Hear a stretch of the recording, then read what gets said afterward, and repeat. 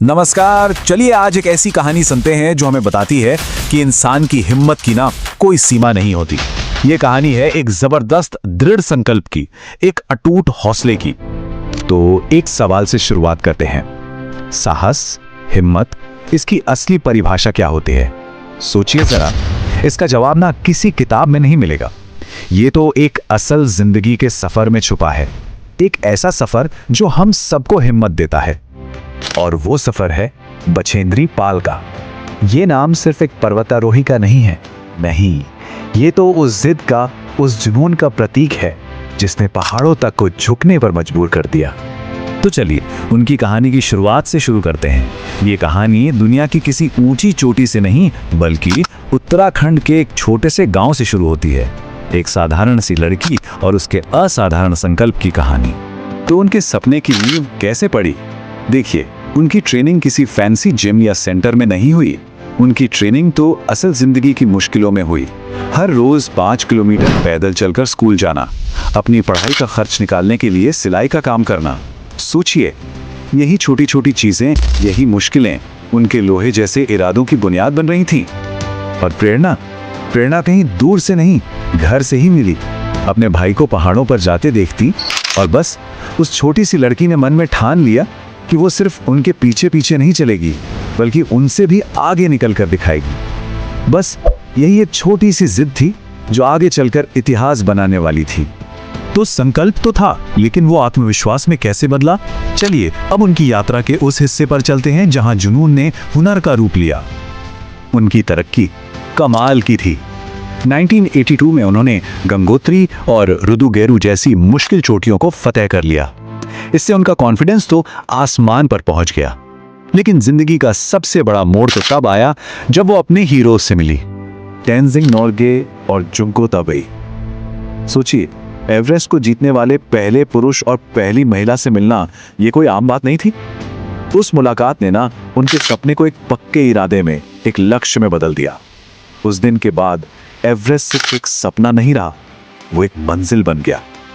और अब कहानी उस मोड़ पर आ पहुंचती है जहां हर एक सांस एक इम्तिहान थी और हर एक कदम इतिहास रचने की तरफ बढ़ रहा था।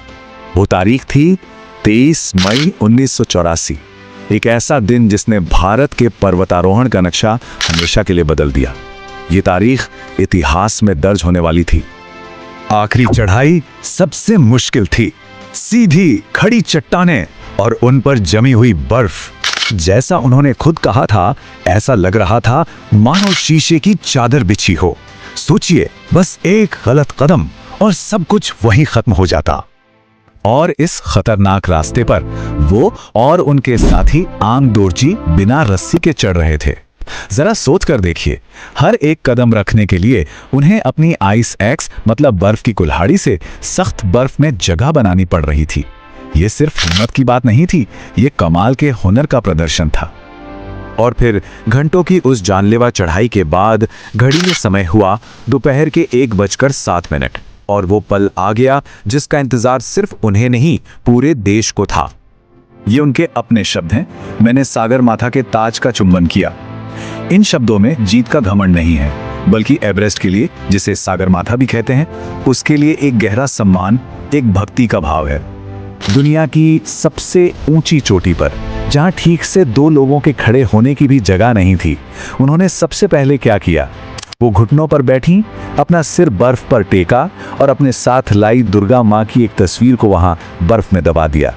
ये जीत सिर्फ जिस्म की नहीं थी, ये रूह की जीत थी।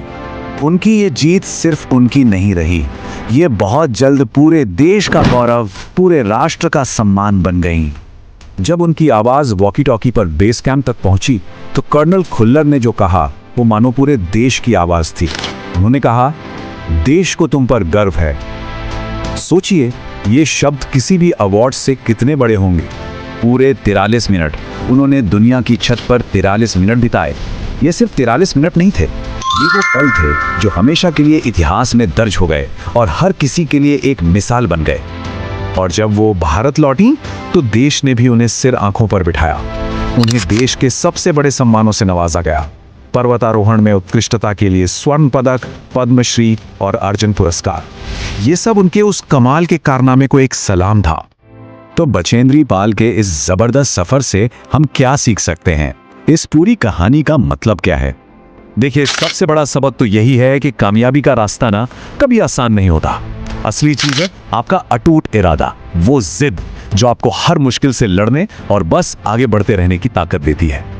ये लाइन उनकी कहानी को ना बहुत खूबसूरती से बयां करती है। उनका संकल्प एक छोटे से बीज जैसा था जिसने ठान लिया कि उसे मिट्टी को चीर कर बाहर आना है, और वो इतना मजबूत था कि उसके आगे बड़ी बड़ी चट्टानों को भी रास्ता देना पड़ा। तो आखिर में ये सवाल हम सबके लिए है। बचेंद्री पाल की कहानी यही सिखाती है कि चाहे वो सचमुच के पहाड़ की चोटी हो या फिर जिंदगी की कोई और चुनौती, अगर इरादा पक्का हो तो ऐसी कोई चोटी नहीं है जो बहुत ज्यादा ऊंची हो जिसे जीता ना जा सके।